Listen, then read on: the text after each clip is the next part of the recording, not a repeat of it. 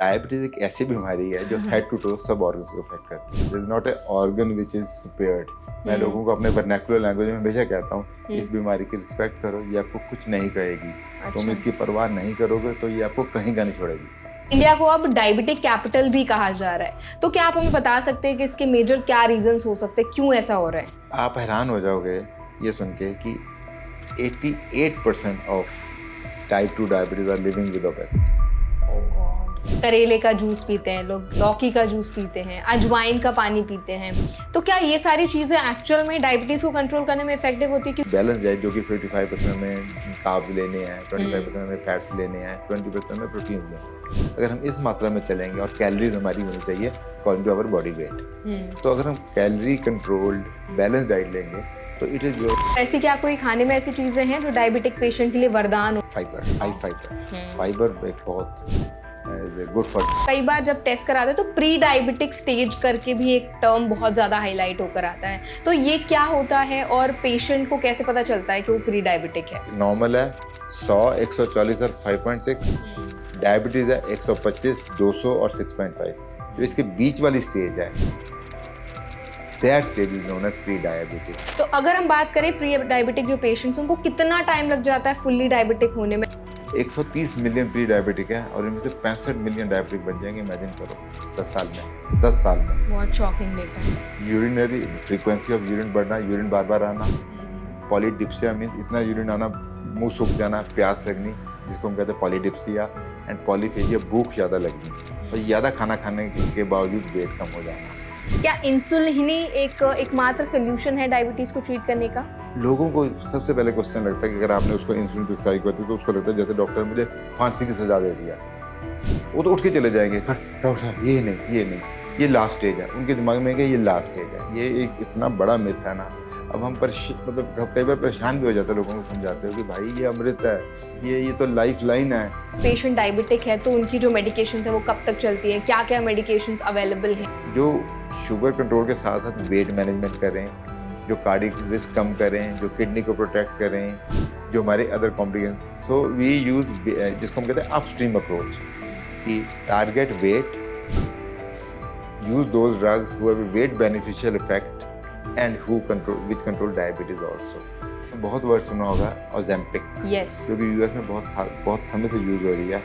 Incidentally fortunately अब India में इसकी अप्रूवल्स आ गई हैं। Now the drug is available.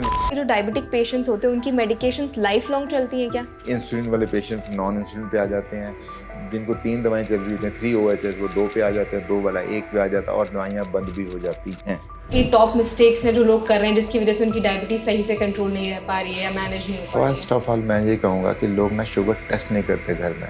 मैं सबसे पहले कहता हूँ SMBG, self monitoring of blood glucose. जब तक आप शुगर टेस्ट नहीं करोगे आपको पता ही नहीं लगेगा। फिर आप हमारे पास आओगे, हम आपसे पूछेंगे आपकी शुगर कितनी चल रही, फिर वो हमारा चेहरा देखते हैं, उनके पास जवाब ही नहीं होता। फिर हमारे पास जवाब नहीं होता हाउ टू ट्रीट, बिकॉज हमें पता ही नहीं है। तो इसके लिए हम टेक्नोलॉजी का आजकल बहुत हेल्प ले रहे हैं।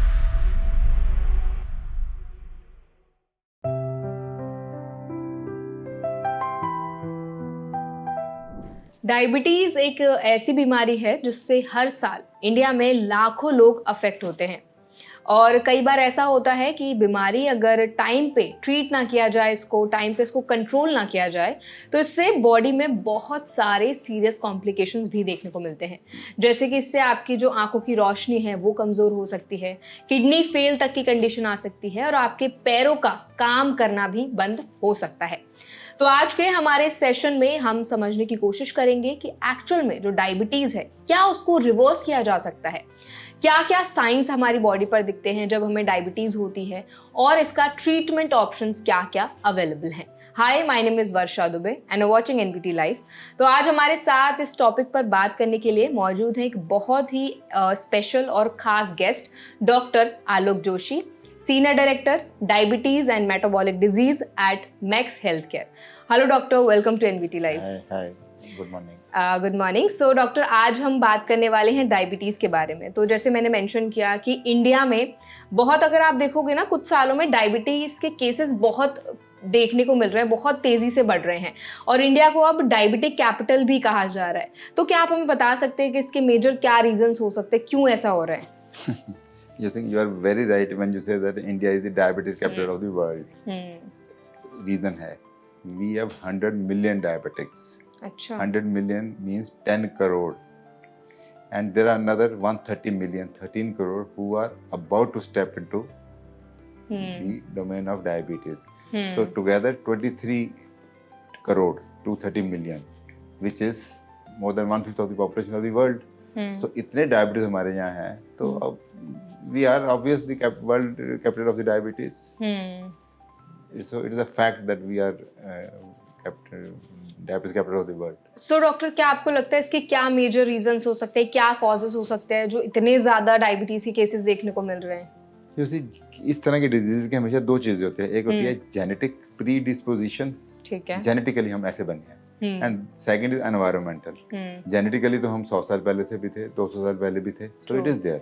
Now environment, this is what is changing. There is a rapid change in environment. आप अपनी लाइफ में देख लो, मैं अपनी लाइफ में देखता हूँ, we have become sedentary. Lifestyle सबसे बड़ा, मैं जो अहमियत देता हूँ, सबसे लाइफस्टाइल मॉडिफिकेशंस. लाइफस्टाइल इतनी ज़्यादा हमारी लोग, environment are so much, environment in everything. By lifestyle I mean diet, exercise, working, हमारा बायोलॉजिकल क्लॉक, सर्कैडियन रिदम, सारा ही चेंज हो रहा है. It is affecting, it is taking its toll. It is the price of prosperity we are paying.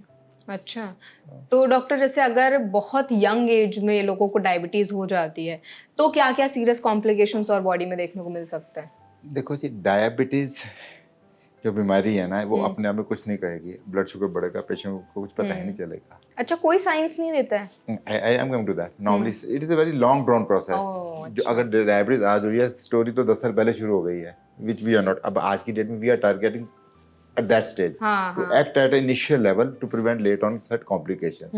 जो diabetes के, जो आपने पूछा सिम्टम्स क्या होते हैं, तो there are 3 cardinal symptoms of diabetes. That is polyuria, polydipsia, polyphagia. Means polyuria means urinary frequency of urine बढ़ना, urine बार बार आना. polydipsia means इतना urine आना, मुंह सूख जाना, प्यास लगनी, जिसको हम कहते हैं पॉलीडिप्सिया. एंड पॉलीफेजिया, भूख ज्यादा लगनी, और ज्यादा खाना खाने के बावजूद वेट कम हो जाना. सो आप लोगों ने अक्सर सुना होगा, कहते हो यार बड़ा कमजोर हो रहा है, अपना शुगर चेक करवाओ. That is people say. So these are the cardinal symptoms. But ये तब आते हैं जब डायबिटीज बहुत बढ़ जाती है, जब शुगर 300 400 आ जाती है. शुगर थोड़ी सी बढ़ेगी तो कुछ नहीं पता लगेगा पेशेंट को. तो one has to be alert, one has to be conscious of the fact. तो डॉक्टर, जैसे ये सिम्टम्स की आपने बात की कि बहुत टाइम बाद हमें पता चलता है कि डायबिटीज़ एक्चुअली बॉडी में बन रही है, हमारी शुरुआत हो रही है, तो कितने टाइम बाद पेशेंट को अलर्ट हो जाना चाहिए? अगर उनको फॉर एग्जांपल जितने भी आपने सिम्टम्स बताए वो दिखाई दे रहे हैं, तो उनको कितने टाइम बाद टेस्ट करा लेना चाहिए? आई थिंक अगर ऐसे सिम्टम्स आ गए, देन यू ऑलरेडी, पानी तो सर के ऊपर निकल ही गया ना. पानी तो आपको, आप you are deep into it. आपको तो तुरंत प्रॉम्प्ट आपको अपने फैमिली डॉक्टर, अपने एक्सपर्ट की ओपिनियन लेना चाहिए, हेल्प लेनी चाहिए. सो डॉक्टर, डायबिटीज के हमारे स्किन पे भी कुछ साइंस दिखते हैं, इचिंग होना या रैशेस हो जाना स्किन पर? जैसे डायबिटीज एक ऐसी बीमारी है जो हेड टू टो सब ऑर्गन्स को अफेक्ट करती है. There is not a organ which is spared. मैं लोगों को अपने वर्नाकुलर लैंग्वेज में हमेशा कहता हूँ, इस बीमारी की रिस्पेक्ट करो, ये आपको कुछ नहीं कहेगी. तुम इसकी परवाह नहीं करोगे तो ये आपको कहीं का नहीं छोड़ेगी. It is a multi organ, it will affect multi. Skin में, डायबिटिक स्किन में तो बहुत होता है. Dryness of the skin very common in diabetes. Fungal infections, they are more prone to boils, frequent boils. So these are skin manifestations of diabetes. So doctor, अगर किसी patient को, जैसे आपने बताया कि फंगल इन्फेक्शन वगैरह हो जाता है, तो अक्सर हम सोच लेते हैं शायद स्किन की प्रॉब्लम है. बॉडी में डायबिटीज की तरफ तो एकदम से दिमाग जाता नहीं है कि डायबिटीज की वजह से ये सारी चीजें हो रही हैं. तो अगर पेशेंट को ऐसे कुछ साइंस दिखते तो उन्हें तुरंत टेस्ट करवा लेना चाहिए. You see, the commonest is genital infections. ये सबसे कॉमन है. In fact this is how people come to no.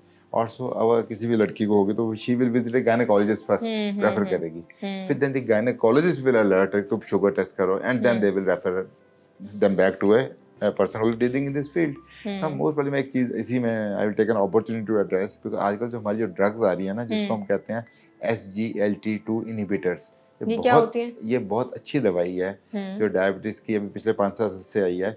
ये क्या करती है, ब्लड में से शुगर बाहर निकाल के यूरिन के रास्ते बाहर निकालती है. और you will be surprised, it 50 grams of sugar per day बाहर निकलती है यूरिन से, which means 10 spoons of sugar is passed 24 hours in a urine. जब इतनी यूरिन से शुगर निकलती है, sometimes the people fall develop secondary infections because of that excessive urination, and क्योंकि it is very it's full of sugar, so fungus attacks wherever there is sugar. So personal hygiene becomes very very important when we use these kind of drugs, and we sensitize the patient. ये हो सकता है, और be alert, अपना देखो अगर ऐसा complication आते हैं तो please get back to us. So doctor, जैसे अभी आपने बताया कि अगर पेशेंट को ऐसे साइंस दिखते तो उनको तुरंत ही टेस्ट के लिए जाना चाहिए. तो आजकल ना कई बार जब टेस्ट कराते हैं तो प्री डायबिटिक स्टेज करके भी एक टर्म बहुत ज़्यादा हाईलाइट होकर आता है. तो ये क्या होता है और पेशेंट को कैसे पता चलता है कि वो प्री डायबिटिक है? प्री डायबिटीज, पहले हमें ये पता होना कि प्री डायबिटीज होती क्या है. डायबिटीज से पहले वाली स्टेज को कहते हैं प्री डायबिटीज. अच्छा. और प्री डायबिटीज को डायग्नोसिस करने के लिए वैल्यूज होती हैं. So we go by the values, हम वैल्यूज पे जाते हैं. नॉर्मल इंसान की जिसको कि शुगर नहीं है, उसकी फास्टिंग शुगर, खाली पेट शुगर होनी चाहिए लेस देन 100 मिलीग्राम %. अच्छा. ओके. और खाना खाने के पीक यानी कि 1.5 घंटे बाद उसकी शुगर मैक्सिमम होनी चाहिए 140. ओके. सो नॉर्मल इंसान की शुगर खाली पेट 100 से कम और भरे पेट 140 से कम होनी चाहिए. ठीक है. और HbA1c जो कि हम कहते हैं 3 महीने की एवरेज शुगर है, वो 5.6 से नीचे होना चाहिए. अच्छा. This is normal. ठीक है. अब शुगर हम कब बोलेंगे? हम बोलेंगे शुगर जब खाली पेट शुगर 125 से बढ़ जाए, भरे पेट शुगर 200 से बढ़ जाए, और HbA1c 6.5 से बढ़ जाए, तो हम कहेंगे डायबिटीज. सो एक नॉर्मल है 100, 140 और 5.6. डायबिटीज है 125, 200 और 6.5. तो इसके बीच वाली स्टेज है, that stage is known as pre diabetes. अच्छा. जिसमें फास्टिंग शुगर 101 से लेकर 124 तक, भरे पेट शुगर 141 से लेकर 199 तक 199, और HbA1c 5.7 से लेकर 6.4 तक. अच्छा. तो ये डेफिनेशन है प्री डायबिटीज की. ओके. सो डॉक्टर, इसे अभी आपने बहुत अच्छे से एक्सप्लेन कर दिया कि क्या रेंजेस होती हैं जो प्री डायबिटिक स्टेज जो पेशेंट है उनको इंडिकेट करती हैं. तो अगर हम बात करें प्री डायबिटिक जो पेशेंट्स, उनको कितना टाइम लग जाता है फुल्ली डायबिटिक होने में, अगर वो सही से लाइफस्टाइल फॉलो नहीं करते हैं या मॉडरेशन नहीं है प्रॉपर्ली? वेरी आई थिंक आपने बहुत ही अच्छा क्वेश्चन पूछा है, और खुद आपने बहुत अच्छी बात कर दी कि अगर वो लाइफस्टाइल फॉलो नहीं करते तो अगर वो करेंगे तो दे विल बी, वो उनको फायदा बहुत ज़्यादा होगा. अगर वो नहीं करते हैं तो जो हमारा एवरेज रेट है दैट इज 5 से लेकर 10% डायबिटिक, प्री डायबिटिक हर साल डायबिटिक बन जाएंगे. यानी कि अगर आज ये 2025 है, तो अगर आज 100 लोग डायबिटिक हैं तो 2035 तक इनमें से 10 डायबिटिक बन जाएंगे. अच्छा. सो अपनी लाइफ में 50% इनमें से लोग अपने लाइफ स्पैन में डायबिटिक हो ही जाएंगे. हर साल 10 10 10 10 10 10, तो 50 साल में आप अपनी लाइफ में 50% आधे लोगों को हो जाएगी, जो कि बहुत ह्यूज फिगर है. 130 मिलियन प्री डायबिटिक है और इनमें से 65 मिलियन डायबिटिक बन जाएंगे. इमेजिन करो 10 साल में. बहुत शॉकिंग डेटा है. 10 years पर ईयर हो गया, तो 10 साल आपको शायद 10% कम लगेगा, लेकिन ऑन ग्राउंड कम नहीं है ये. एग्जैक्टली. अगले 10 साल में एक एपिडेमिक कहा जाएगा. एक न्यूजीलैंड की पॉपुलेशन 35 लाख है, और मैं आपको क्या बता रहा हूँ, अगले हमारे 10 साल में 6.5 करोड़ लोग डायबिटीज बन रहे हैं. कितने न्यूजीलैंड इंडिया में समा जाएंगे अगर इंडिया की डायबिटिक पॉपुलेशन ही ले लो आप तो. सो दैट इज वाई सारी कंपनीज है, मल्टीनेशनल कंपनीज है, उनका ध्यान हिंदुस्तान की तरफ है. उनको यहाँ बिजनेस नजर आता है. उनके लिए तो India is a very good business place. Exactly. क्योंकि अब न्यूजीलैंड में उनकी क्या बिकेगी, यहाँ पे उनकी दवाइयाँ कितनी बिकेंगी. एग्जैक्टली. 65 लाख लोग हर साल डायबिटिक होने वाले हैं. 2 न्यूजीलैंड. तो आपके पास डॉक्टर जो पेशेंट्स आते हैं वो मोस्टली किस स्टेज पे आते हैं? हर स्टेज पे आते हैं हमारे पास. अच्छा. हमारे पास हर स्टेज में आते हैं. मेजॉरिटी तो देखो लोगों का भी कसूर नहीं है, जिनको आइडिया नहीं, दे जो अवेयर ही नहीं है, उनका भी कसूर नहीं है. उनको तभी पता लगता है जब उनको जेनाइटल ट्रैक्ट इन्फेक्शंस होती हैं, या उनको सिम्टम्स आते हैं, या उनका वेट लॉस होता है, या फिर किसी और के लिए अपने रूटीन टेस्ट करवाते हैं. फीवर हो गया, किसी भी चीज़ के लिए गायनी के पास गए, किसी के पास भी गए, तो उन्हें रूटीन और शुगर निकल आई है. So it is a silent disease also ना. दैट इज शुरुआत में तो ये साइलेंट डिजीज है. बाय द वे आपने किसी भी चीज के लिए टेस्ट करवाया, आजकल कुछ बड़े अच्छी चीजें हो गई, एग्जीक्यूटिव चेकअप्स वगैरह लोग करते हैं. बहुत लोग पकड़े जाते हैं, बहुत लोग पकड़े जाते हैं. यस. सो डॉक्टर, अभी आपने जैसे टेस्ट के बारे में बात की, तो हम जान लेते हैं जैसे बहुत से लोग हैं जो अवेयर नहीं होते हैं कि अगर उनको डायबिटीज़ जैसे कुछ सिम्टम्स दिख रहे हैं, या उनको लगता है कि उनको टेस्ट करा लेना चाहिए डायबिटीज़ का, तो कई बार वो बहुत कंफ्यूज रहते हैं कि कौन से टेस्ट कराने चाहिए, कैसे क्या प्रोसीजर फॉलो करना है. तो आप थोड़ा टेस्ट के बारे में बता दीजिए, क्या क्या टेस्ट कराए जाते हैं. बिल्कुल भी कंफ्यूजन नहीं है. It's very very simple thing. First of all, HbA1c हमें बताता है कि पिछले 3 महीने का स्टेटस क्या है हमारा, ठीक है। और सिंगल टेस्ट इतना इन्फॉर्मेटिव है, आपको सारा ही बता देगा। और आप इतने हैरान हो गए कि हमारे पास देखते हैं पेशेंट को पता ही नहीं होता उसका HbA1c आता है 10, नॉर्मल 6.5 से ऊपर डायबिटीज होती है, हाँ। जिसका मतलब एवरेज शुगर उसकी 240 से 250 चल रही है पिछले 3 महीने से। एवरेज 240 चल रही है तो 350 भी होती होगी, 150 भी चल रही है, तो एवरेजिंग है। तो this is one single test जो हमें एवरेज बता देता है। ठीक है। फिर दूसरा हमारे ना, जब हम खाली पेट हमारा फास्टिंग शुगर, और खाना खाने के बाद हम कहते हैं पोस्ट प्रेंडियल। तो हमारी बॉडी में क्या होती है, इंसुलिन कुछ तो बेसलाइन निकलती ही बनती ही रहती है ऑल द टाइम, जो हमारी शुगर को चेक रखती है। और जैसे हम खाना खाते हैं तो रिक्वायरमेंट बढ़ती है, तो इंसुलिन का एक स्पर्ट आता है। तो वो स्पर्ट पहले ब्लंट होता है। अच्छा। जब डायबिटीज का प्रोग्रेशन हो रही होती है ना, progression of diabetes post prandial hyperglycaemia means खाना खाने के बाद शुगर बढ़नी, क्योंकि इंसुलिन का जो ये स्पाइक है वो ब्लंट हो जाती है।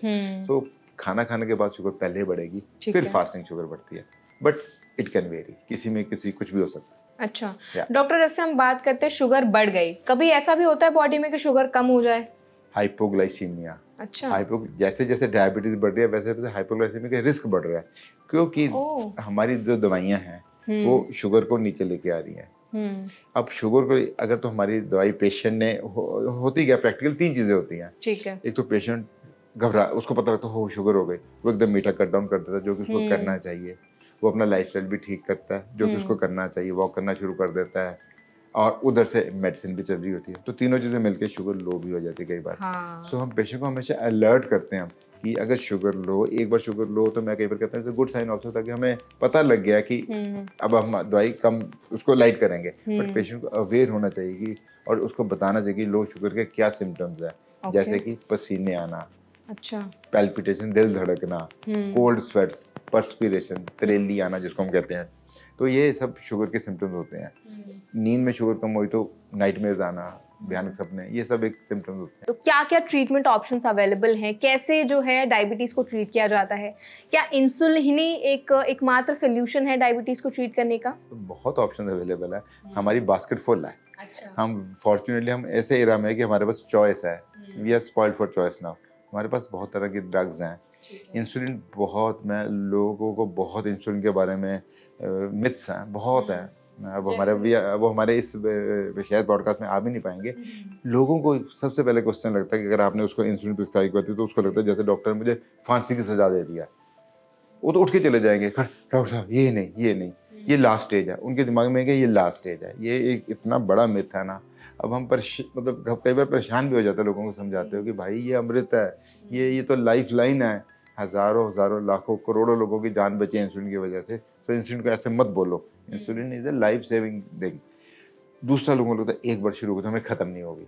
अब ये इतना बड़ा मिथ है। तो हमारे यहाँ एजुकेटिंग द पेशेंट इतना ज़्यादा इंपॉर्टेंट है। और हम लोग थोड़ा सा, हमारे में कमी भी है, क्योंकि हमारे पास वॉल्यूम लोड ज़्यादा होता है, हमें ज़्यादा पेशेंट देखने होते हैं, हम उसको उतना समय नहीं दे पाते जितना कि हमें देना चाहिए। सो इस चीज़ को दूर करने के लिए हम ट्राई करते हैं कि अपनी डायबिटिक एजुकेशन टीम बनाए, जो कि मैंने अपने क्लिनिक में बनाई है। सो पेशेंट्स को मेरे साथ, मैं उसको अपना जितना भी अपने समय में दे सकता हूँ। तो जो मेरे पास diabetic educator is sitting all the time in my working hours. So she or he explains in detail and regarding general precaution diabetes and dietitian. Dietitian का रोल बहुत important है. I have a very huge respect for dietitians because उनके cooperation और सहायता के बगैर हम लोगों के लिए बहुत मुश्किल हो जाता है डायबिटीज कंट्रोल करना। पेशेंट के बहुत सवाल होते हैं, क्या खाना क्या नहीं खाना। अपने आप में एक एक्सपर्ट, एक पूरी फील्ड है। Yes, so we always take the help of the dietitians, and no diabetic clinic is complete without dietitian. Insulin doctor क्या पेशेंट की लाइफ लॉन्ग चलती है या एक पॉइंट पर आकर हम उसको बंद कर सकते हैं? बिल्कुल ऐसा नहीं है कि लाइफ लॉन्ग चलती है। फर्स्ट ऑफ ऑल ये देखना होता है इंसुलिन स्टार्ट ही क्यों की गई है। सपोज पेशेंट हमारे पास एक आ गया है, टाइप 1 डायबिटिक है। वेरी अनफॉर्चुनेट है कि वे टाइप 1 डायबिटीज वो लोग हैं जिनका जो जेनेटिक म्यूटेशन की वजह से होता है, जिनको कोई फॉल्ट ही नहीं है। अब वो तो उनके यूजुअली बच्चे 5 साल के 8 साल के हमारे पास आते हैं विथ 700 शुगर 600 शुगर। वो एक हमारे लिए बहुत ही, मैं तो ये मानता हूँ कि दिल दहलाने वाली से हमारे को लगती है, because it is a big challenge to the family. ऐसे केस में हम क्या देखते हैं, सबसे पहले तो माँ बाप डिप्रेशन में जाते हैं, हमें उनको संभालना पड़ता है, और उस बच्चे फिर भी children are very strong, because अब आप 6, 7, 8 साल के स्कूल के उसको स्कूल भी जाना है, उसको में इंसुलिन रेगुलेट करनी है। Insulin is the only treatment. वो एक कैटेगरी है जिसमें इंसुलिन ही ट्रीटमेंट है, उसको कहते हैं type 1 diabetes, IDDM, insulin dependent diabetes. ये लोग इंसुलिन पे ही सर्वाइव करेंगे, वरना ये सर हाँ, इन लोगों के लिए there is no other place other than insulin, that is one. इसके अलावा बाकी में ऐसा नहीं है कि इंसुलिन लाइफ लॉन्ग है। हम तरह बीच में बहुत बार हमें टेम्परेरी इंसुलिन देनी पड़ती है, फिर हम बंद करते हैं। सपोज एग्जांपल है, एक डायबिटिक पेशेंट को अपेंडिक्स की सर्जरी करवानी पड़ गई है, उस दौरान हमें इंसुलिन देनी ही पड़ेगी उसको, पर जैसे ही वो ठीक होगा हम बंद कर देंगे। तो डॉक्टर, इंसुलिन बॉडी में काम कैसे करती है? क्या मेजर रोल होता है इंसुलिन का? Insulin is a natural hormone जो कि हमारी बॉडी में बनता है पैनक्रियास ग्लैंड में। इंसुलिन का काम होता है ग्लूकोज मेटाबॉलिज्म, ग्लूकोज होमियोस्टैसिस करना। जब वो उसकी कमी आ जाती है तो हमें आर्टिफिशियली देनी पड़ती है। So you can say it is sort of HRT, hormone replacement therapy. Hormone को रिप्लेस करना है जो अंदर नहीं बन रहा। डॉक्टर, फिर टाइप 1 डायबिटीज होता कैसे है? क्या मदर को अगर प्रेगनेंसी के टाइम पर डायबिटीज है तो वो बच्चे में ट्रांसफर हो जाती है? Again, not so, not exactly, no.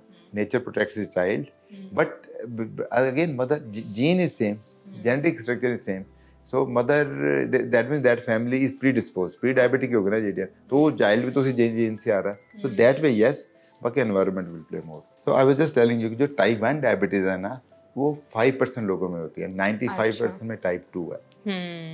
So this is the मतलब टाइप 1 डायबिटीज जो वो काफी रेयर है. 5%. ओके, ठीक है. Of the total diabetes, 95 means type 2 diabetes. ठीक है. तो डॉक्टर, हमने ना अभी इंसुलिन के बारे में बहुत अच्छे से कॉन्वर्सेशन किया, आपने हर एक पॉइंट को हाईलाइट किया है. अब हम बात करते हैं ओरल मेडिकेशंस की, क्योंकि डायबिटीज में ओरल मेडिकेशंस का भी काफी रोल है. तो उसके बारे में बताइए कि अगर कोई पेशेंट डायबिटिक है तो उनकी जो मेडिकेशंस है वो कब तक चलती है, क्या क्या मेडिकेशंस अवेलेबल हैं और क्या प्रिकॉशंस पेशेंट को लेने चाहिए ड्यूरिंग द मेडिकेशंस? मैं ना ये फील करता हूँ कि diabetes is perhaps the most research disease in the world. Most research बहुत है. इसमें ट्रीटमेंट में बहुत नई नई ऑप्शंस आई हैं पिछले कुछ सालों में. टिल 2015 या इससे पहले जो हमारे पास दवाइयाँ होती थी ना, हमारी होती थी ग्लूकोसेंट्रिक अप्रोच, जिसका मतलब ये है कि हम शुगर कंट्रोल करते थे.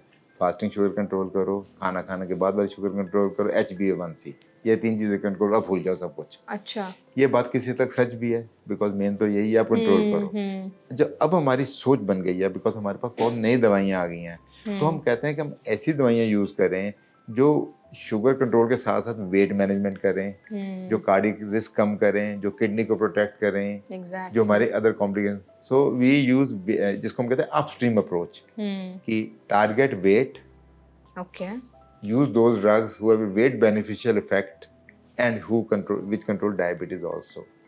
सो अब जो ट्रेडिशनल मेडिसिन थी जिसको हम कहते हैं सल्फोनाल्जीरियाज या मेटफॉर्मिन, वो बहुत अच्छी दवाइयाँ, उन्होंने वंडर्स क्रिएट किए हैं. लेकिन पिछले जो 8-10 सालों में आई हैं दवाइयाँ, वो नई दवाइयाँ हैं. उनका एम यह है कि शुगर कंट्रोल के साथ साथ वेट मैनेजमेंट, वेट कंट्रोल करो, because weight is the key. जो बेसिक पैथोफिजियोलॉजी है वो वेट पे आकर रुकती है. मैं ये यूज करता हूँ term, obesity is the driver of diabetes. Obesity is the driver of CRM, cardiac renal metabolism. Cardiac means heart, renal means kidney, metabolism means diabetes. So obesity को आप टारगेट करो. Enemy number 1 is obesity. That is what I would say. Also doctor, ये भी कहा जाता है कि obesity अगर किसी पेशेंट को होना तो उसको 13 से 14 अलग अलग कैंसर्स होने का भी रिस्क रहता है. बहुत सारी मेडिकल कंडीशंस ट्रिगर होती हैं उससे. I'll give you one example. देखो obesity, now we can come to obesity. ठीक है. Obesity क्या होती है पहले तो ये देखो. Obesity होती है कि हमारा जो वेट है relation to our this BMI, जिसको कहते हैं बॉडी मास इंडेक्स, 25 तक इज नॉर्मल वेट, जो कि वैसे हमारे इंडियंस के लिए 23 कहा जाता है, because we are thin fats. हम स्लिम फैट है, वो मैं बताऊंगा. लेकिन तो हमारे लिए, बट एनीवे हम अभी यूनिवर्सल क्राइटेरिया पे जाएंगे. 25 तक is okay. 25 to 30 is overweight. Okay. 30 to 35 is grade 1 obesity. 35 to 40 is grade 2 obesity. Beyond 40 is grade 3 obesity या this malignant obesity, जो कि बहुत हम कहते हैं कि डेंजरस वाली obesity है. तो आपको जब स्टैटिस्टिक्स पता लगेंगे तो आप इतने हैरान होगे कि आप जैसे ही आपका 5% वेट बढ़ता है, तो आप विद 5% आपकी जो हेल्थ केयर कॉस्ट है वो कैसे मल्टीप्लाई करेगी, और अगर वो 10% वेट बढ़ता है तो आपकी हेल्थ केयर कॉस्ट 25% बढ़ने वाली है, और अगर आप 15% तो 50-60% आपकी हेल्थ केयर कॉस्ट बढ़ जाएंगी वेट से ही, और कुछ भी ना हो। So weight is the one thing जो हमारा आज की एनिमी नंबर 1 है। I repeat it. ओके। और दूसरा BMI से भी ज़्यादा इंपॉर्टेंट है वेस्ट हिप रेशियो, क्योंकि जो थिन फैट्स मैं वर्ड यूज कर रहा हूँ, हमारे इंडियंस का BMI तो ठीक ही होता है, लेकिन वो आगे मार खाते हैं जाके, because we have a truncal obesity और विसरल ओबेसिटी। सारा पेट में फैट आके घुस जाता है, पेट में। So diameter of the waist crosses the diameter of the hips. So ये पहला साइन है, इंपॉर्टेंट साइन है, विच विल इंडिकेट भी आने वाले टाइम में डायबिटीज और हार्ट डिजीज हो सकती है। मतलब ओबेसिटी कहीं ना कहीं डायरेक्ट डायबिटीज से एकदम डायरेक्टली कनेक्टेड है, और अगर हम ओबेसिटी कंट्रोल कर लेते तो डायबिटीज का रिस्क भी कम हो जाता है। आप हैरान हो जाओगे ये सुन के कि 88% of type 2 diabetes are living with obesity. Oh god. 80% of the cardiac patients are living with obesity. तो देख लो कितने ज़्यादा। हम यूज करते हैं word unholy trinity. Unholy trinity is 3 चीजें, ओबेसिटी, डायबिटीज, हार्ट डिजीज। अब मैं जैसे कहता हूँ कि अब पुरानी मूवीज में 3 विलेन होते थे, रंजीत, जीवन, प्रेम चोपड़ा। आपको ये नहीं पता किसने किसको बिगाड़ा है। एग्जैक्टली। सो डायबिटीज और ओबेसिटी पता ही नहीं है कि क्या खिचड़ी पक रही है, क्या आज किसको हार्म कर रही है, because they have overwhelming common risk factors. So the Trinity, we call it the Trinity crosstalk. तीनों चीजें ओवरवेलमिंग रिस्क फैक्टर कॉमन है, सेडेंटरी भी हैं, सो भी नहीं रहे, लाइफस्टाइल भी खराब है, खा भी रहे हैं उल्टा सुल्टा, तो ये risk factors are common, smokers भी हैं। तो अब वो दिस इज क्रॉसटॉक, तो तीनों चीजें मिलके बना रही है, सामने आ रही है। और जो हमारी नई ड्रग्स आई, मैं उसका भी I will take an opportunity. जो नई ड्रग्स आई आपने बहुत वर्ड सुना होगा, ओजेम्पिक, जो कि यूएस में बहुत समय से यूज हो रही है। इंसिडेंटली इट फॉर्चुनेटली अब इंडिया में इसकी अप्रूवल्स आ गई हैं। Now the drug is available in India. बहुत एक वर्ल्ड की बहुत बड़ी कंपनी है नोवो नॉर्डिस्क जो कि ये बना रही है, और उन्होंने ये लॉन्च हो गई है इंडिया में। दिस इज ए ड्रग जो ओबेसिटी का, जो डायबिटीज को ठीक करती है, जो डायबिटीज विद ओबेसिटी को ठीक करती है, और इसकी अब ये भी अप्रूवल मिल गई है to use only in obese without diabetes. Oh wow. But ये चीज़ें बड़ी अट्रैक्टिव भी लगती हैं, बट फिर भी अंडर मेडिकल सुपरविजन सब कुछ होना चाहिए। लोग हमारे यहाँ, this is a very sad part in our countries, the things are not regulated here. मैंने अभी न्यूज़पेपर में पढ़ा, जो जिम वाले लोग हैं वो यूज़ कर रहे हैं दिस ड्रग्स, वो क्वालिफाइड नहीं है, वो उनको कुछ समझ नहीं है, और वो यूज़ कर रहे हैं, लोग ले रहे हैं। So please do not do this thing, you consult your doctor. एक डॉक्टर को, अपने डॉक्टर से मिलो, and then if he is okay. Gym people should not use, chemist should not use it. Social media के through वो नहीं लेना चाहिए, बिकॉज उसमें मैंने हमारा इस प्रीव्यू से दूर चला जाएगा, वरना मैं आपको बहुत बता सकता हूँ जो जिम वाले लोग कर रहे हैं उसको नुकसान क्या हो रहा है। एग्जैक्टली। आप इमेजिन नहीं कर सकते, जो जिम फूड्स देते हैं, जो हाई प्रोटीन दे रहे हैं, हमारे पास कितने पेशेंट किडनी और लिवर फेलियर से आते हैं, बिकॉज यंग लड़का 30 साल का लड़का अब जिम फूड ले रहा है, और वो आ रहा है, और उसकी किडनी हैंडल ही नहीं कर पा रही इतना protein, going to kidney failure. मतलब एक्सेस प्रोटीन हो रहा है बॉडी में। वो देते हैं इतना because they want to sell. उनका इंटरेस्ट कुछ नहीं है, उनका इंटरेस्ट कमर्शियल है, और लोगों को एक बूस्ट मिलता है, प्रोटीन डॉक्टर। तो वो हो क्या रहा है कि वो इतना प्रोटीन लेना, उनका लिवर और ना उनका किडनी हैंडल नहीं कर पाएंगे, so resulting kidney failure. And I regularly see patients of this, you will be surprised. So doctor, मतलब हम ये कह सकते हैं कि जिस पेशेंट को डायबिटीज है उनको किडनी फेलियर का और बाकी हार्ट डिजीज होने का, फैटी लीवर होने का भी रिस्क रहता है उनको? फैटी लीवर तो एक अलग चीज है ना, फैटी लीवर तो पहले स्टेज है। अच्छा। होता है कि देखो पहले आप, how this cascade works, you have to understand this. Chronic excess calorie intake, इसका मतलब है कि क्रॉनिक में लंबे समय से एक्स्ट्रा आप खाना खाए जा रहे हो। आप बैंक में पैसे डाले जा रहे हो, आपका फिक्स्ड डिपॉजिट तो बढ़ जाएगा ना, डिपॉजिट तो बढ़ जाएगा ना। So chronic calorie excess intake leads to extra fat, extra sugar in the body. वो सीधा पेट से कहाँ जाएंगे, लिवर में जाएंगे। Liver is the first pass. तो लिवर पर इतना लोड आ गया, शुगर का लोड भी आ गया, फैट का, वो बेचारा हैंडल ही नहीं कर पाता, तो रिजल्टिंग इन फैट, जो फैट और लिवर के सेल्स में घुल जाएगा, बलून्ड हो जाएंगे लिवर सेल्स, जिसको हम बोलते हैं हेपेटिक स्टीयाटोसिस या और फैटी लिवर, और ग्लूकोज भी बहुत आ जाएगा। और बॉडी क्या करेगी, ग्लूकोज भी फैट में को कन्वर्ट कर देगा लिवर फट से, तो फैट और बन गया। तो इतना फैट हो जाता है लिवर में, जिसको हम कहते हैं फैटी लिवर। अच्छा। ओके, अब वो फैटी लिवर से डायबिटीज क्यों होती है, ये सबसे इंटरेस्टिंग बात ये है। लिवर एक ऐसे साइट जो है जहाँ पे सबसे बड़ी मेटाबॉलिक फैक्ट्री है लिवर, वहाँ ग्लूकोज रेगुलेट हो रहा है। ठीक है। जैसे हम खाना खाते हैं ग्लूकोज बढ़ा, लिवर क्या करेगा, ग्लूकोज को फटाफट से ग्लाइकोजन बना के स्टोर कर देगा, स्टोर में बिठा देगा आराम से, बैठ जाओ, ठीक है। और जब स्टारवेशन की जरूरत पड़ेगी फटाफट उसको रिजॉल्व करेगा।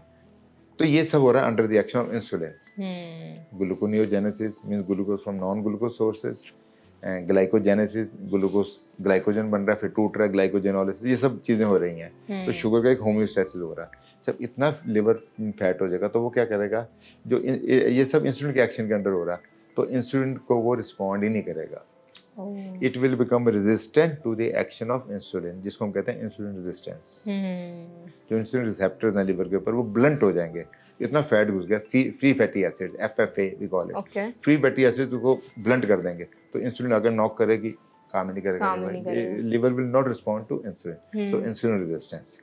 तो इससे क्या होगा, जो इंसुलिन कहाँ बनती है, पैनक्रियाज में, जो हमारे बीटा सेल्स बनाते हैं, वो बेचारे एग्जॉस्ट हो जाएंगे और कोशिश करेंगे, एग्जॉस्ट होके वो मर जाएंगे या बेहोश हो जाएंगे या मर जाएंगे, इंसुलिन बननी कम हो जाएगी, डायबिटीज हो गई।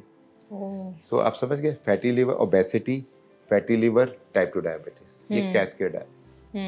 मतलब ये सारे एक दूसरे से कनेक्टेड ही हैं जितनी भी प्रॉब्लम्स हैं। सो डॉक्टर, अभी तो आपने एक्सप्लेन किया कि किस तरह से फैटी लीवर पहली स्टेज होती है और फिर वो कैसे डायबिटीज तक हमें लेकर जा सकते हैं। बहुत अच्छे से आपने बता दिया। सो अगर हम बात करें, हम ना पहले मेडिकेशंस के बारे में बात करें, तो एक पॉइंट रह गया है कि जो डायबिटिक पेशेंट्स होते हैं उनकी मेडिकेशंस लाइफ लॉन्ग चलती हैं क्या? देखो, डायबिटीज एक बार हो गई डायबिटीज तो पेशेंट या तो वो रिमिशन में जाए या ना जाए, बट वो अंदर से उसको डायबिटीज तो हो ही गई ना एक बार, तो उसका सिस्टम तो कॉम्प्रोमाइज्ड है ही है। So he will have to be under treatment. अब treatment can vary, it can be diet and exercise, और it can be 1 drug, it can be 2 drugs, it can be 3, it can be 4, it can be insulin. So he will, treatment तो चाहिए होगी, दवाइयाँ change हो सकती हैं, परहेज change होने वाले नहीं है।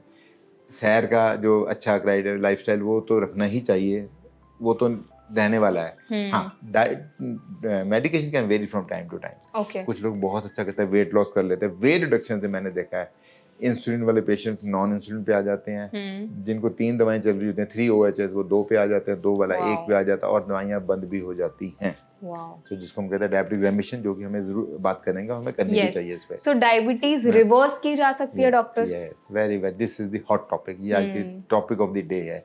इसकी इसलिए याद, आप ये हमेशा हम लोगों के बीच में हमेशा थी, लेकिन अब जो दवाइयाँ आई हैं जो वेट लॉस करवा रही हैं, तो उससे ये डायबिटिक रिवर्सल का दोबारा सा ये चीज़ आ गई है। आज से कुछ साल पहले बहुत बड़ा मल्टी सेंट्रिक ट्रायल हुआ था, जिसको कहते हैं हम डायरेक्ट ट्रायल, जिसमें था कि डायबिटीज रेमिशन कंट्रोल ट्रायल, ये डायबिटीज की रेमिशन की जा सकती कि नहीं की जा सकती। और जो डाटा निकल के आया, आपको ज़रूर बताना चाहिए लोगों को कि ये बड़ा इंकरेजिंग डाटा है।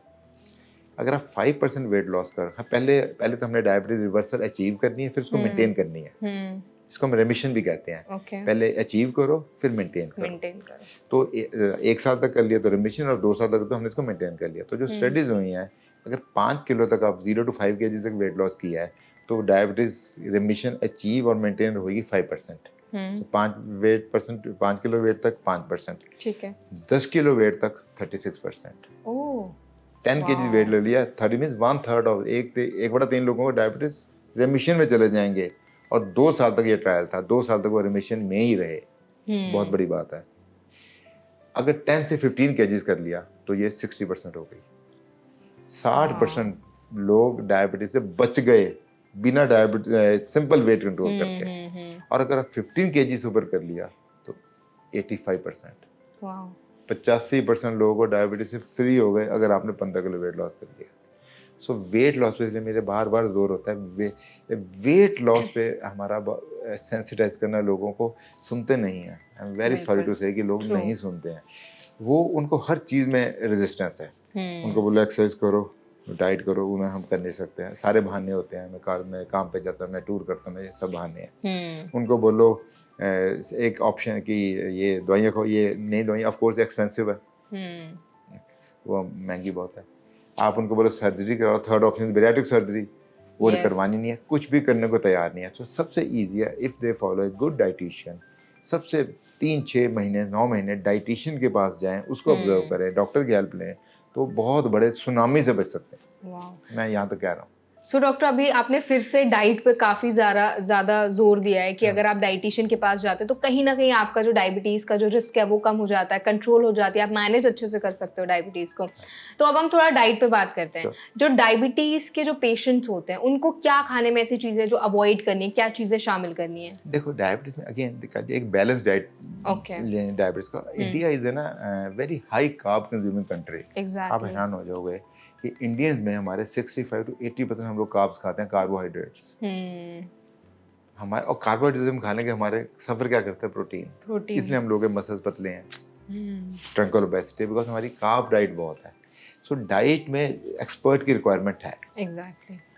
हम patient as a doctor patient को 2-4 मोटी मोटी चीज़ें बताते हैं, ये मत करो, ये मत करो, ये मत करो, but dietitian gives does the diet counselling in detail, explain करती है अच्छे से एक बैलेंस डाइट जो कि 55% में कार्ब्स लेने हैं, 25% में फैट्स लेने हैं, 20% में प्रोटीन्स लेने हैं। अगर हम इस मात्रा में चलेंगे और कैलोरीज हमारी होनी चाहिए according to our body weight, तो अगर हम कैलोरी कंट्रोल्ड बैलेंस डाइट लेंगे तो it is goes a long way in managing the diabetes. Okay. Yeah. So कई बार क्या होता है ना डॉक्टर की जब डाइट की बात आती है तो इंडिया में घरेलू नुस्खे बहुत इस्तेमाल किए जाते हैं। करेले का जूस पीते हैं लोग, लौकी का जूस पीते हैं, अजवाइन का पानी पीते हैं। तो क्या ये सारी चीज़ें एक्चुअल में डायबिटीज़ को कंट्रोल करने में इफेक्टिव होती है? क्योंकि लोगों की कहीं ना कहीं ये सोच होती है कड़वी चीज़ें हैं, शुगर को मार देंगी, तो एक्चुअल में है? ये तो एक्चुअली एक मिथ है, ऐसा तो नहीं है। हमारे घरेलू नुस्खे के मैं वैसे तो very fond of, I very appreciate हमारी जो इंडियन डाइट है बहुत अच्छी होती है। You see in US jumbo size highly processed foods हैं वहाँ इतने, हमारे तो बहुत, लेकिन हम भी उस तरफ जा रहे हैं। We are aping the west, we will, जो वहाँ हो रहा है वो हमारे यहाँ भी होना ही है, तो उसको रोक लें तो सबसे अच्छी बात है। लेकिन ये चीज़ों का एज सच साइंटिफिकली कोई एविडेंस नहीं है। ऐसा नहीं है कि शुगर बढ़ी, करेले का पानी पी लिया तो ठीक हो गया। ऐसा होता तो फिर बहुत अच्छी दवाइयाँ करेले से बन जाती, नहीं बनी। तो it is a myth.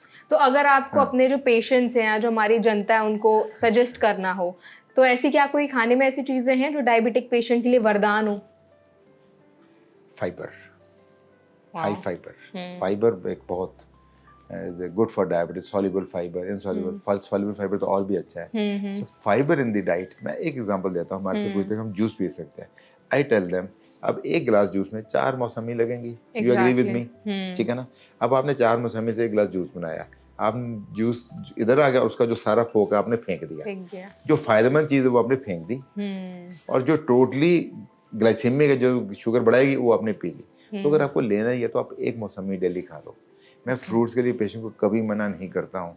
1 fruit per day is permitted to the patient. वो अगर वो फाइबर वाला फ्रूट है जिसके ग्लाइसेमिक इंडेक्स कम है तो वो आइडियल है।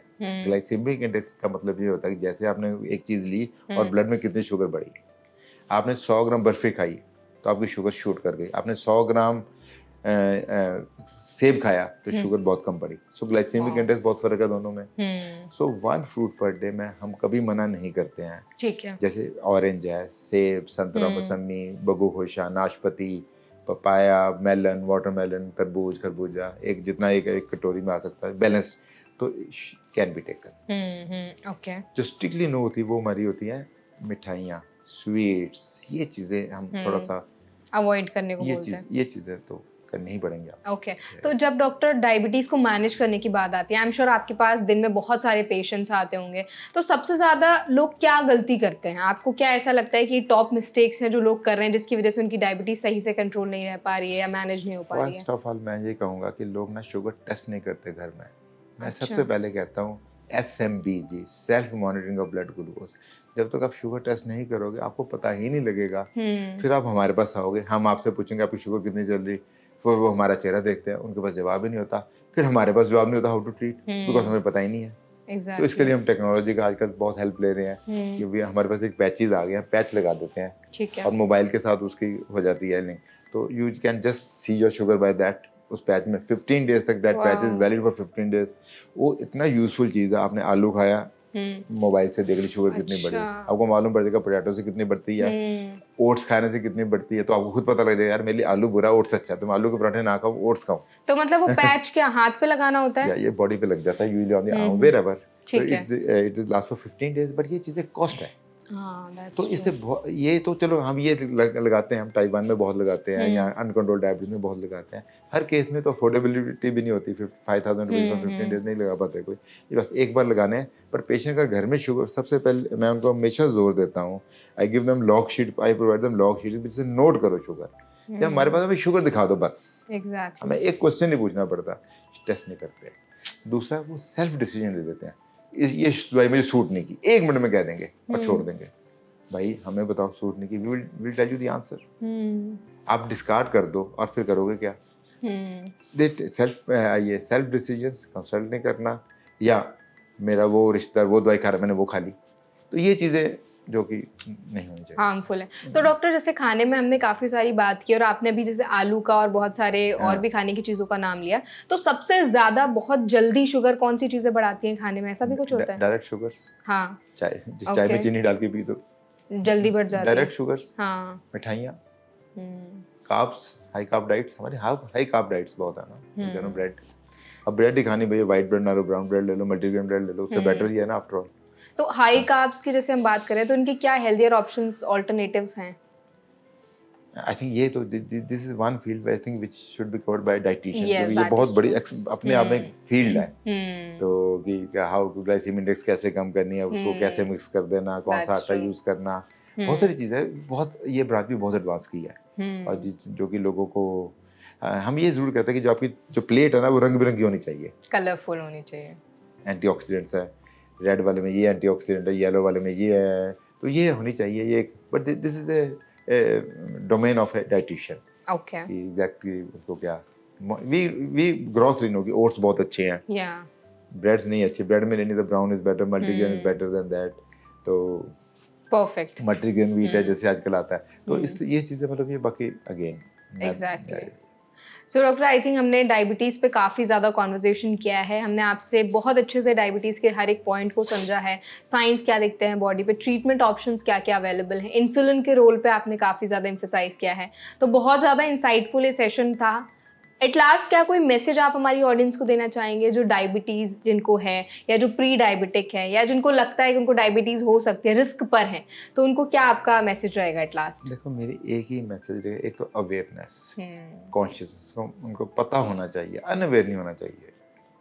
अब ये आजकल तो अब तो देखो हमारे पास ना ओवरफ्लोइंग नॉलेज है, हर जगह, तो अब लेना तो आपने ही है ना आफ्टर ऑल, सो ये करना चाहिए। Second thing is your question was कि हमें लोगों को क्या मैसेज, यस, आपका क्या मैसेज है जो लोग डायबिटीज है जिनको या जो डायबिटीज हो गई है, मैं उनको मैं रिपीट करूंगा कि इस बीमारी की respect, by respecting I means आप ये एक्सेप्ट करो ये डिजीज है और हेल्प लो, ट्रीट करो प्रॉपर्ली, तो ये आपको कुछ नहीं करेगी। अगर आप सेफ हैंड्स में हैं, खुद समझदार हैं, तो यू विल लिव 100 years, आप बहुत सारी कॉम्प्लिकेशन से बच जाएंगे, बहुत अनफॉर्चुनेट चीज़ें नहीं होंगी। और अगर आप अवेयर नहीं हैं तो then you are in for trouble. Complications of diabetes, हमारी बीच में बात भी होती रहेगी। ब्रॉडली हम कहते हैं 2 sets of complications, microvascular complication, macrovascular. Microvascular कहते हैं जब छोटी नसें बंद होती हैं, उसमें 3 चीज़ें इतनी ज़्यादा हम लोग देखते हैं, रेटिनोपैथी, नेफ्रोपैथी, न्यूरोपैथी। रेटिनो मीन्स पर्दा, आंखों का पर्दा, जो कि डैमेज हो जाता है। You will be surprised, diabetes is the leading cause of blindness in the world. Oh God. Coming to kidney, diabetes is the leading cause of dialysis and kidney transplant in the world. Diabetic nephropathy बहुत common complication है। Diabetic retinopathy, diabetic nephropathy, neuropathy, neurons में dead हो जाती है nerves, तो patient की sensation खत्म हो जाती है, उसको कील चुभता है, उसको पता ही नहीं लगता, उनको पता ही नहीं लगता, उनकी गर्म ठंडे की सेंसेशन खत्म हो जाती है, जल जाता है पैर, और छोटा सा वुंड होता है, उनको अवेयर नहीं होता, सो सेंसेशन ना होने की वजह से वुंड बन जाता है, और ब्लड शुगर हाई है, तो शुगर हाई में बैक्टीरिया पनपता है, इन्फेक्शन हो जाती है, गैंग्रीन हो जाती है, और एम्पुटेशंस, एम्पुटेशन का मतलब होता है पैर का काटना। Diabetic is the leading cause of amputations in the world. India में हम लोग बात कर रहे हैं, हर 30 सेकंड में कोई ना कोई सर्जन किसी ना किसी डायबिटिक का पैर काट रहा है, मजबूरी में काटना पड़ रहा है। So high is incidence of diabetic foot, इसको हम कहते हैं डायबिटिक फुट डिजीज। ये है माइक्रोवास्कुलर कॉम्प्लिकेशन। दूसरी है मैक्रोवास्कुलर।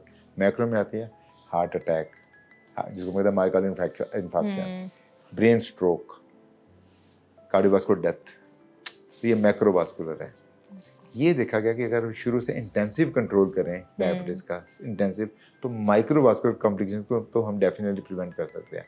मैक्रोवास्कुलर के लिए अभी डाटा बहुत हमारे पास नहीं है, पर उसमें अगेन अगर आप एक्सरसाइज करोगे आपके कोलेटरल्स बन जाएंगे, आपकी ब्लॉकेजेस नहीं होंगी, तो बेनिफिट होगा। आई थिंक डॉक्टर आपने जो भी डेटा अभी हमारे साथ शेयर किया, काफ़ी ज़्यादा शॉकिंग डेटा है ये, और is a fact. I am sure जितनी भी हमारी ऑडियंस है इस सेशन के बाद वो काफ़ी ज़्यादा अवेयर होंगे और अपनी डायबिटीज़ के टुवर्ड्स थोड़े ज़्यादा सीरियस होंगे, और जो आपने टिप्स आज शेयर की हैं किस तरह से वो मैनेज कर सकते हैं, कंट्रोल कर सकते हैं डायबिटीज़ को, उन पर ज़रूर ध्यान देंगे। Thank you so much doctor, and I am very much happy कि आपने हमारे साथ यहाँ पे ज्वाइन किया और हमारी ऑडियंस को डायबिटीज़ पर इतनी इंसाइटफुल इन्फॉर्मेशन दी। Thank you so much for your time. Talking to your channel, thank you. I hope आज का सेशन आपको हेल्पफुल लगा होगा। अगर सेशन आपको पसंद आया हो तो वीडियो को लाइक करें। कोई सवाल आप हमसे पूछना चाहते हैं तो कमेंट सेक्शन में ज़रूर बताएं, और ऐसे और भी हेल्थ पॉडकास्ट देखने के लिए हमारे चैनल NBT लाइव को सब्सक्राइब करना ना भूलें।